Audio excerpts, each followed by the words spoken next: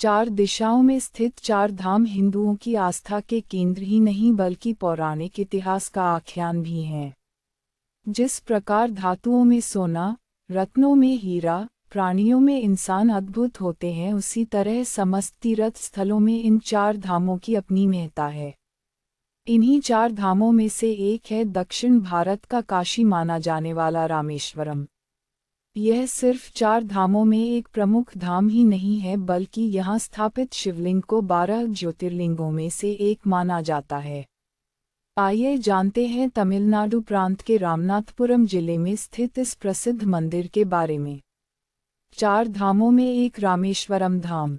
जे रामेश्वर दर्शनु करेहीं, ते तनु तजी मम लोक सिद्ध रेहीं। जो गंगाजलु आनी चढ़ाई, सो साजुज्य मुक्ति नर पाई। भावार्थ, जो मनुष्य मेरे स्थापित किए हुए इन रामेश्वर जी का दर्शन करेंगे, वे शरीर छोड़कर मेरे लोक को जाएंगे और जो गंगाजल लाकर इन पर चढ़ावेगा, वह मनुष्य सायुज्य मुक्ति पावेगा, मेरे साथ एक हो जाएगा। पौराणिक कथा। हिंदुओं के चार धामों में एक रामेश्वरम धाम की पवित्र कथा। श्री राम ने की थी ज्योतिर्लिंग की स्थापना। पौराणिक ग्रंथों में उल्लेख मिलते हैं कि जब भगवान श्री राम ने लंका पर चढ़ाई की तो विजय प्राप्त करने के लिए उन्होंने समुद्र के किनारे शिवलिंग बनाकर भगवान शिव की पूजा की थी। इससे प्रसन्न होकर भगवान भोलेनाथ ने श्री राम को विजयश्री का आशीर्वाद दिया था।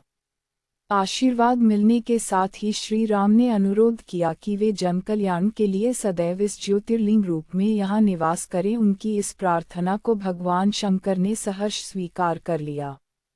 इसके अलावा ज्योतिर्लिंग के स्थापित होने की एक कहानी और है। इसके अनुसार जब भगवान श्री राम लंका पर विजय प्राप्त कर लौट रहे थे तो उन्होंने गंधमादन पर्वत पर विश्राम किया। वहां पर ऋषि मुनियों ने श्री राम को बताया कि उन पर ब्रह्महत्या का दोष है जो शिवलिंग की पूजा करने से ही दूर हो सकता है। इसके लिए भगवान श्री राम ने हनुमान से शिवलिंग लेकर आने की कही।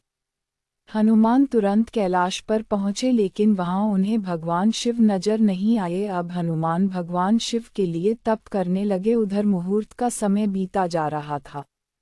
अंततः भगवान शिवशंकर ने हनुमान की पुकार को सुना और हनुमान ने भगवान शिव से आशीर्वाद सहित शिवलिंग प्राप्त किया, लेकिन तब तक देर हो चुकी। मुहूर्त निकल जाने के भय से माता सीता ने बालू से ही विधिवत रूप से शिवलिंग का निर्माण कर श्री राम को सौंप दिया, जिसे उन्होंने मुहूर्त के समय स्थापित किया।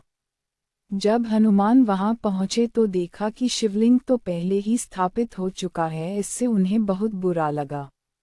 श्री राम हनुमान की भावनाओं को समझ रहे थे। उन्होंने हनुमान को समझाया भी लेकिन वे संतुष्ट नहीं हुए। तब श्री राम ने कहा कि स्थापित शिवलिंग को उखाड़ दो तो मैं इस शिवलिंग की स्थापना कर देता हूँ। लेकिन लाख कोशिशों के बाद भी हनुमान ऐसा न कर सके और अंततः मूर्छित होकर गंधमादन पर्वत पर जा गिरे। होश में आने पर उन्हें अपनी गलती का एहसास हुआ तो श्री राम ने हनुमान द्वारा लाए शिवलिंग को भी नजदीक ही स्थापित किया और उसका नाम हनुमदीश्वर रखा।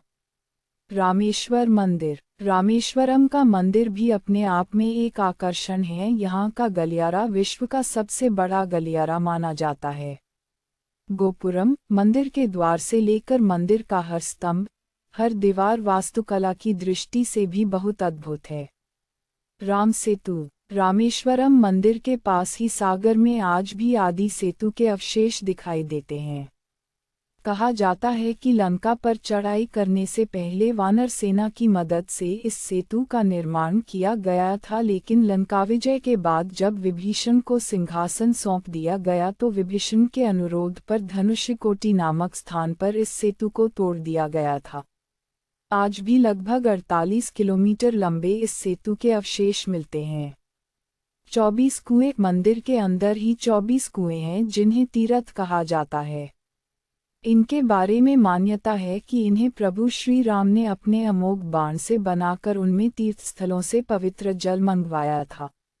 यही कारण है कि इन कुओं का जल मीठा है।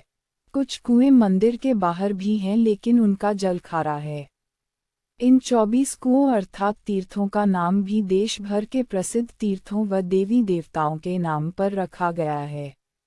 इसके अलावा मंदिर के आसपास और भी बहुत सारे तीर्थ हैं जिन्हें देखा जा सकता है।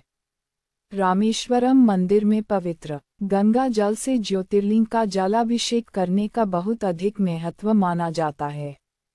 मान्यता तो यह भी है कि रामेश्वरम में भगवान शिव की विधिवत पूजा करने पर ब्रह्महत्या जैसे दोष से भी मुक्ति मिल जाती है। रामेश्वरम को दक्षिण भारत का काशी माना जाता है क्योंकि यह स्थान भी भगवान शिव और प्रभु श्री राम की कृपा से मोक्षदायी है। देश दुनिया के किसी भी कोने से किसी भी माध्यम से रामेश्वरम पहुंचना बिल्कुल आसान है।